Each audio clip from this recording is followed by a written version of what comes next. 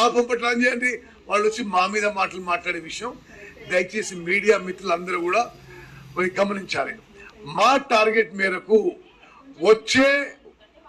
వచ్చే వానాకాలం అంటే అప్రాక్సిమేట్లీ జూలై ఆగస్ట్ 2027 వరకు ఆ 3 బ్యారేజెస్ యొక్క టెస్టింగ్, రిపేరు, రీహాబిలిటేషన్ పూర్తయి ఉపయోగించే పరిస్థితి తీసుకురావడానికి మా ప్రభుత్వం ప్రయత్నం చేస్తుంది.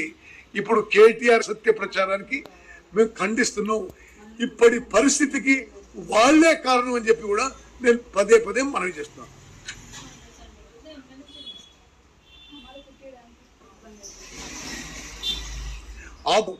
ఇప్పటి పరిస్థితికి వాళ్లే కారణం అని చెప్పి కూడా నేను పదే పదే మనవి చేస్తున్నాను.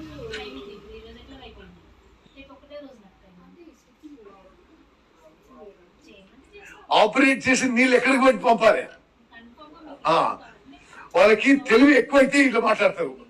నార్మల్ తెలివి నువ్వు పంపు చేసి ఏడికి పంపించాలి, పంపు చేసి అన్నారం పంపించాలి.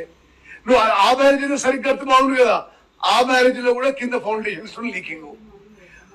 3 బ్యారేజెస్ సీకెంట్ పైల్ ఫౌండేషన్ ఇది అనుమానాస్పదంగా ఉంది. ఇక్కడ మీరు నీళ్లు స్టోరేజ్ చేస్తే కొట్టుకుపోయే ప్రమాదం ఉంది. మేడిగడ్డ కొట్టుకపోతే కింద 44 ఊర్లు, భద్రాచలం టౌన్, భద్రాచలం గుడి కొట్టుకపోతాయి అనే ప్రమాద పరిస్థితి ఉంది. మరి అది కావాలని కోరుకుంటున్నామో తెలియదు మనకు. కానీ మరి సరిగ్గా కట్టుంటేదంటే కాకపోవు.